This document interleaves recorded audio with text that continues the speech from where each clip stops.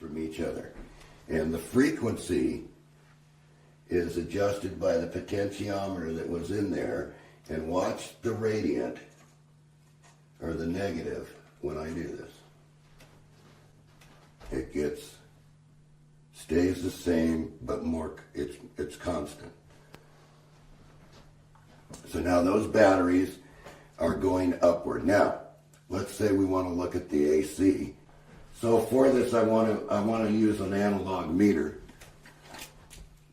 because I think that the camera can pick this up much better so that you can see the AC.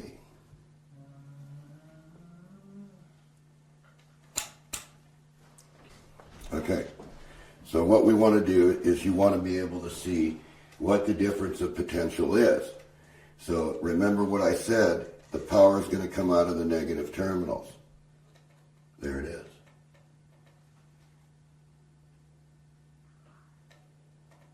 Okay, and if we come down here, so what's that, about 4 volts? Remember I said you'd be missing a volt. Okay, so and if we change the frequency, the charge condition shouldn't change too much. It's about the same. Same thing, yeah. So see, you can't affect anything with the negative energy. It's constant once the switching occurs, no matter what frequency. Why have different frequency be? Well, because of the batteries. We didn't know where the batteries were going to be. Oh, which is most optimum? Yeah, which is most optimum, which you could check out. So you want to measure the battery, then we go. So you can watch this switch between the one side. We're looking at the blue dots right now. Okay. Okay? So what do we see here? You can see it switching. And if we look at the other side, you can see it switching the other direction.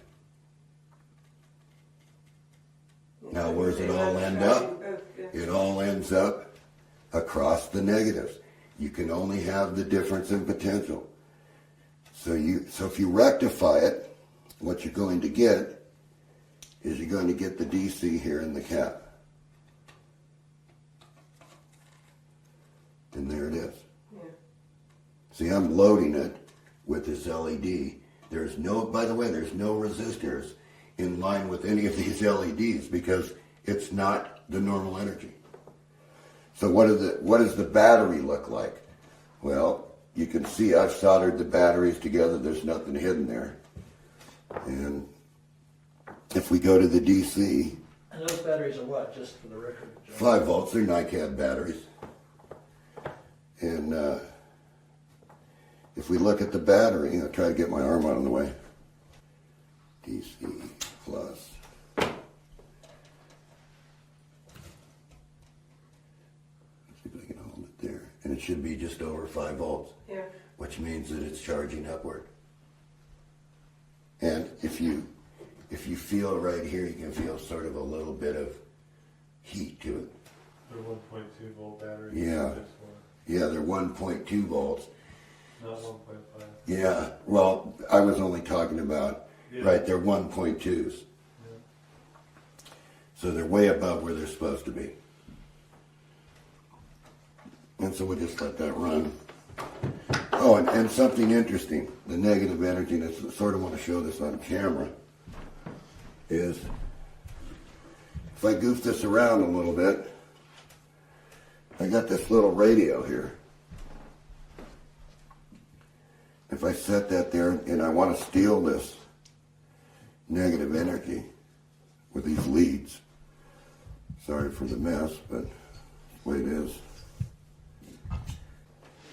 Just come off these negative terminals.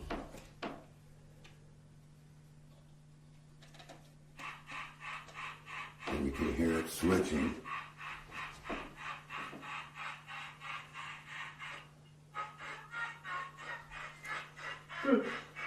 Because it's in AC, but it's running the DC circuit. So now,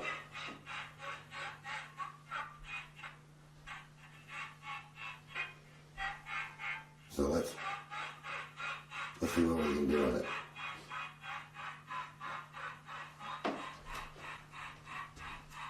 So let's change this.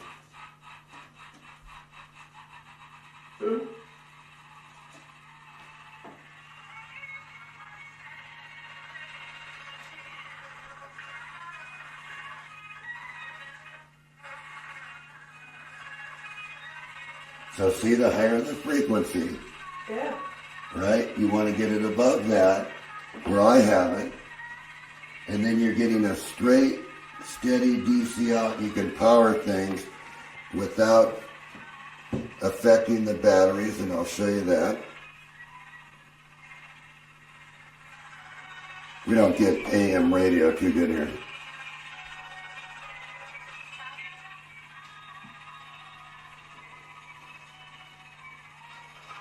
Might help.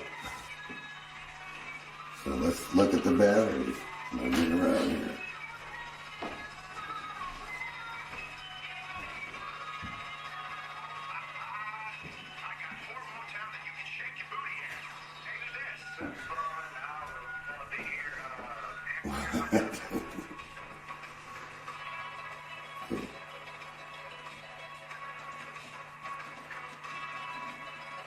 So you can see we're powering our batteries, and they're staying up there. The LEDs still the same. Yeah, the LEDs are the same, and we're running the radio off the free energy, or the negative energy of the system. So how long could that go for? Quite a while.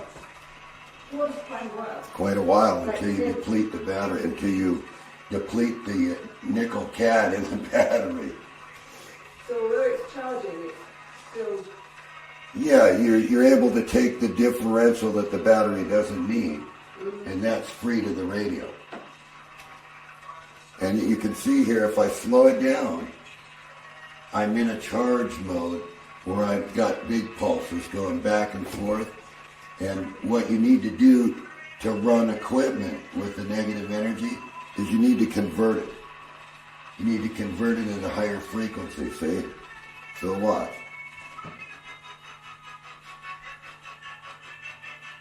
See, now those are big pulses going by, and now we'll make them bigger.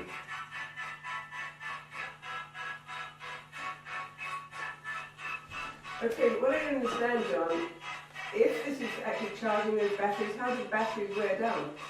The nickel cad will burn in them. Okay. Degrade, just Degrade. Degradation, okay. See, you can't, in other words, what you want to do is you want to be able to, say I want to listen to my radio, you want it at a high enough frequency where you can take the energy from the circuit without depleting the circuit. Right. So anybody that says to me that the Tesla switch never worked, it's because they didn't understand it. And there were a few mistakes. So once again, take it up.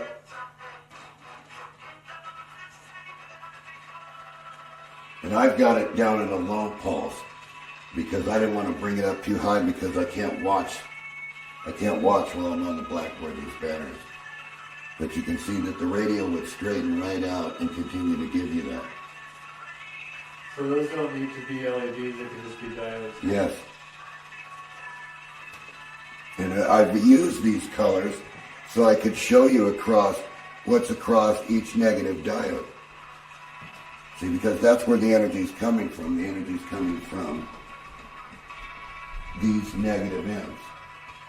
So could they all be LEDs or just those two in the bottom? No, they gotta be diodes. It's just you put your LEDs down here at the bottom. And that's just an indicator of it going back and forth. And actually better than that, you can listen to it here.